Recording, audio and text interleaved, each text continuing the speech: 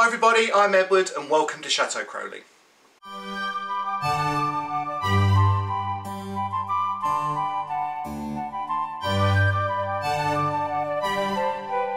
We thought we'd do something a little bit different this week. We thought we'd take one ingredient and show you 5 different ways of how to use them. Potatoes get a bad rap, I think, especially from the fitness nuts out there. There's nothing wrong with being a fitness nut. I'm a little bit porky at the moment and I think I need to actually, get out there and do some more exercise. But they're a low-fat food. They're a starchy, simple carbohydrate, but they're full of vitamin A and fibre. Just eat them in moderation. But I cannot explain to you how undervalued potatoes are. You can make some wonderful things out of them, just absolutely wonderful recipes, really quick and really simple. And if you have potatoes in your fridge, you've always got a meal. There are 2 basic differences between your spuds. There are floury potatoes, which are great for mashing, great for pureeing, because they've got that fluffy texture. They're even brilliant for English style chips because they go crispy on the outside and fluffy in the middle. Then you have your waxy varieties like Yukon Golds, which are great for potato salad. They hold their shape once they've been cooked. That's a major difference is what I'm trying to get at. Floury potatoes are good for breaking down. If you want a potato that's going to break down easily, you use something like a Burbank russet. If you want a potato that's going to hold together, use a waxy variety like a Yukon Gold because they hold their shape. Fingerling potatoes are a little bit different. They're the fancy new potatoes, but they've got so much nutty flavour. I think my favourite small potato is a pink fir apple, but you can't get them here in the United States. I think every culture has their own version of a potato dumpling. The one that comes to mind for me is the Polish pierogi, but we are making gnocchi today, which is from Italy. Gnocchi are basically potato dumplings, which you boil in water. It's as simple as that. There are going to be some of you out there that are going to basically say that I'm doing this recipe completely wrong, and I'm missing one piece of equipment that I really would love to buy, but I have kitchen drawers full of kitchen gadgets that I've bought. If I was going to do this the right way, I'd have a little gnocchi board, which is a piece of wood that has grooves in it. So when you make the gnocchi, you can roll them across, and when you then sauce them, the sauce sticks in those grooves on the potato dumplings. I haven't got one. I won't be doing it today, so I'm sorry. Couldn't you just press it with a fork to get a similar, just out of curiosity? You could use a fork. Yeah, I didn't think about that. Forking hell.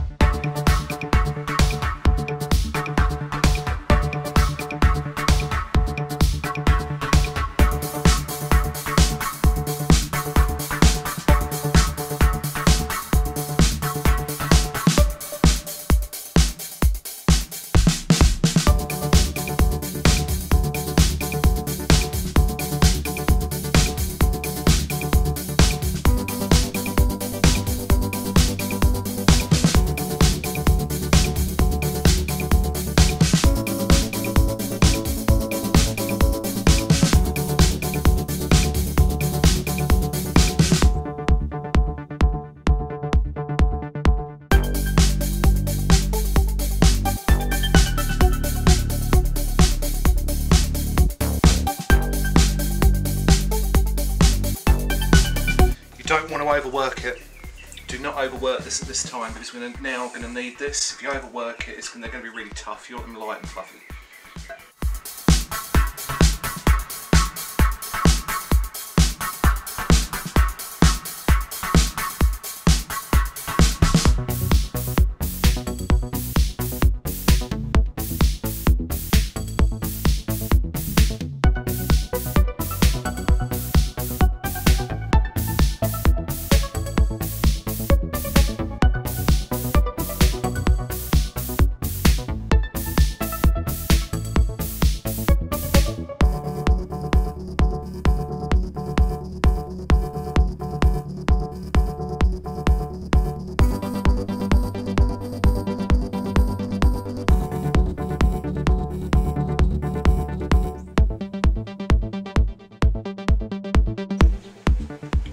They can go onto a plate and we can then basically have them sitting ready to go into our boiling water that's behind us here.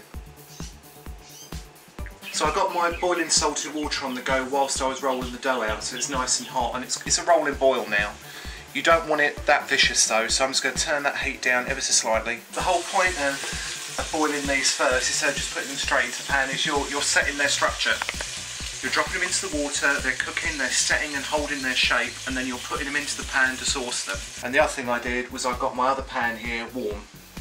And what I'm going to do actually, before I put these in, before these go in the pan, I'm going to put that butter into the other pan so it starts melting down.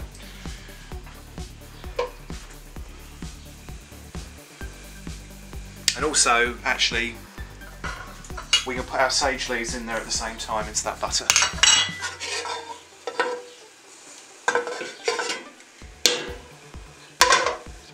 You want to cook these in batches. I'd probably say about one rope of 12 at a time. When we started cutting, we got about 12 out of each rope. Don't want to put too many in the water at once because it's going to lower the temperature of the water. To tell when they're ready, so what's going to happen is they're going to sink to the bottom of the pan, and then when they're ready they're going to float to the surface. So you're going to want a slotted spoon ready to grab them, and then they can be put into this pan once they're done.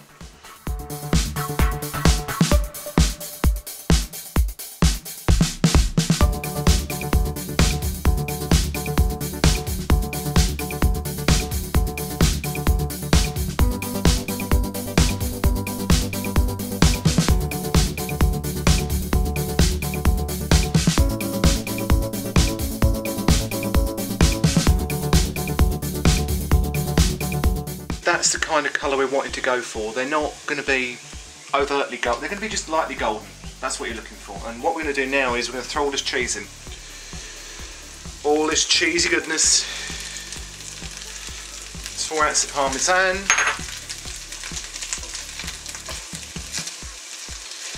So toss through. And then, little Italian trick as well that I picked up, is you add about a cup of the salted, heavily salted cooking liquor into here, and it's going to form a sauce.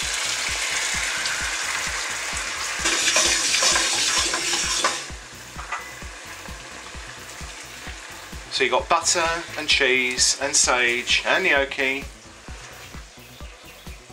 all the goodies in the world, and look how simple. It's starting to form its sauce, starting to form a butter sauce there.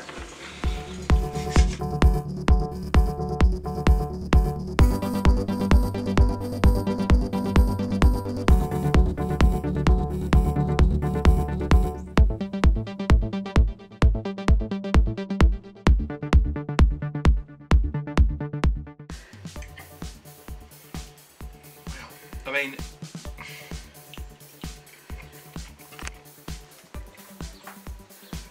if you love potatoes and stringy cheese, you're going to love this dish. I've got to get in here with this. Oh my God. Do you have any interesting facts about gnocchi or any thoughts about gnocchi? No. I've no interesting facts about gnocchi. I like gnocchi, especially when it's covered in cheese sauce. I think I prefer that to pasta. I think I prefer that to pasta with cheese sauce on it.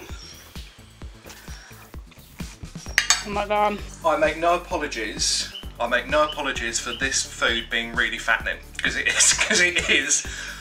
But as a treat now and again, why not try it? Why not make it?